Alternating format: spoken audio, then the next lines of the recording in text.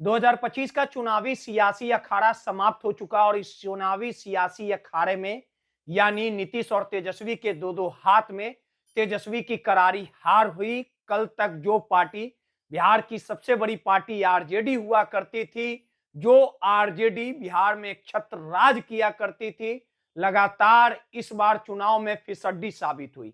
यानी 25 सीटों पर ही आरजेडी सिमट गई और तेजस्वी के करारी हार के बाद लगातार आरजेडी के कद्दावर नेता और लालू यादव के मित्र या कहिए सुख दुख के साथी शिवानंद तिवारी लगातार तेजस्वी यादव पर हमलावर हैं और साफ तौर पे तेजस्वी को यह सलाह दे रहे हैं, यानी तेजस्वी की आलोचना भी कर रहे हैं कि अगर करारी हार हुई तो कहीं ना कहीं मैदान छोड़ के जाना नहीं चाहिए था।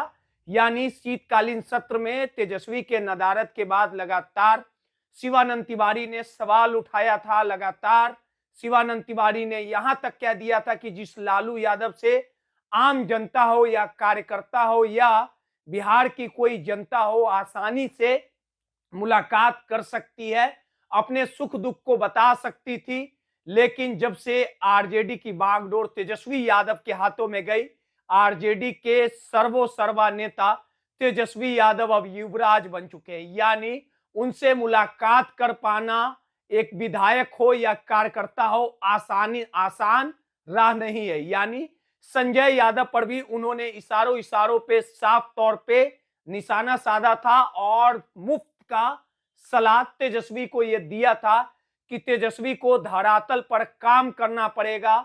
अगर बिहार में किसी तरह की समस्याएं होती है तो विपक्ष के तौर पे तेजस्वी को उस जगह पे जाके संघर्ष करना पड़ेगा। गरीब जनता, बिहार की जनता के लिए लड़ाई लड़नी पड़ेगी। अगर आरजेडी की 25 सीटों पर करारी हार हुई तो तेजस्वी को बिहार में रहना चाहिए था, मुद्दे को उठाना चाहिए था।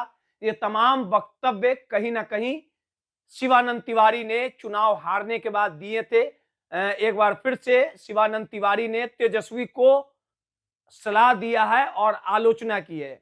शिवानंद तिवारी ने क्या लिखा है आपको बारीकी से बताते हैं। तेजस्वी को जब पार्टी का नया नया कमान मिला था उस समय मैंने उनको कहा था कि तुम्हारे पिताजी तुम्हारे लायक गुरु नहीं हो सकते, क्योंकि 90 में मंडल अभियान और आडवाणी जी की गिरफ्तारी के बाद ना भूतो ना भविष्यति जैसा जन समर्थन उनको मिला था। राजनीति में एक नायक जैसी छवि उनकी बन गई थी। मैंने स्वयं देश के कई इलाकों में उनके साथ गया हूं, मैंने इसको प्रत्यक्ष से देखा है। लेकिन कितनी जल्दी सब कुछ बिखर गया। 90 के हीरो 2010 में 22 सीट पर सिमट गए, विरोधी दल की मान्यता भी नहीं मिले। तुमने तो थोड़ा बेहतर किया, विपक्ष के मान्यता प्राप्त नेता हो, लेकिन नतीजे के बाद तुम गायब हो गए। तुम्हें तो अपने सहयोगियों के साथ बैठना था, पार्टी के निचले स्तर तक के साथियों के साथ बैठना चाहिए था, ढाढ़स देनी थी ताकि हार के बाद भी उनका मनोबल थोड़ा बहुत कायम रखे।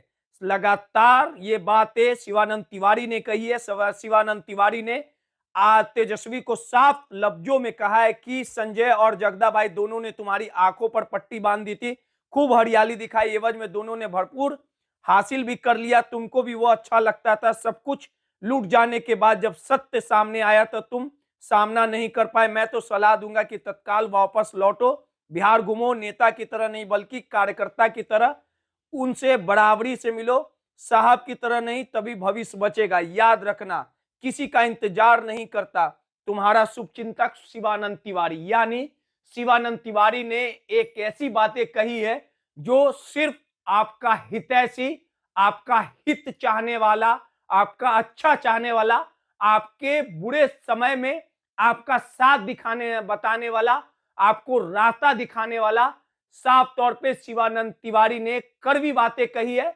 लेकिन तेजस्वी को साफ तौर पे साफ लफ्जों में कह दिया है कि तुम वापस आओ, बिहार की जनता के लिए काम करो, पूरे बिहार में भ्रमण करो और एक नेता की तरह नहीं कार्यकर्ता की तरह काम करो। अगर तुम सत्य को स्वीकारोगे तो आने वाला भविष्य तुम्हारा बेहतर होगा, क्योंकि मैं तुम्हारा शुभचिंतक हूं। लेकिन संजय और जगदानंद सिंह ने जिस प्रकार से तुम्हें भ्रमित किया, तुम्हें भ्रमित करके जिस प्रकार से तुम्हारी लुटियों को डुबाने का काम किया, पार्टी को निचले स्तर पे ले जाया गया। अभी भी समय है, संभल जाओ।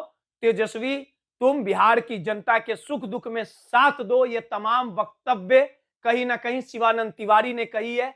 और कहा जाता है कि अगर कोई व्यक्ति कड़वा बोले और सत्य बोले तो वो आपका हितैषी होता है।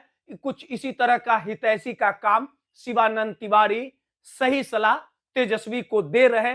अगर तेजस्वी बिहार की जनता के पास नहीं लौटे तो वो दिन दूर नहीं कि तेजस्वी की लुटिया, आरजेडी की लुटिया पूरी तरह से डूब जाएगी। और जिस लालू ने एक एक तिनके करके आरजेडी को और बिहार में अपने आप को मजबूत करने का काम किया, यानी आरजेडी के घर को बनाने का काम किया, अगर तेजस्वी नहीं चेते तो सब कुछ विलुप्त हो जाएगा और बचाने वाला कोई नहीं होगा, क्योंकि समय लौट कर नहीं आता। माय पीडीए समाचार के लिए रोहित कुमार की रिपोर्ट।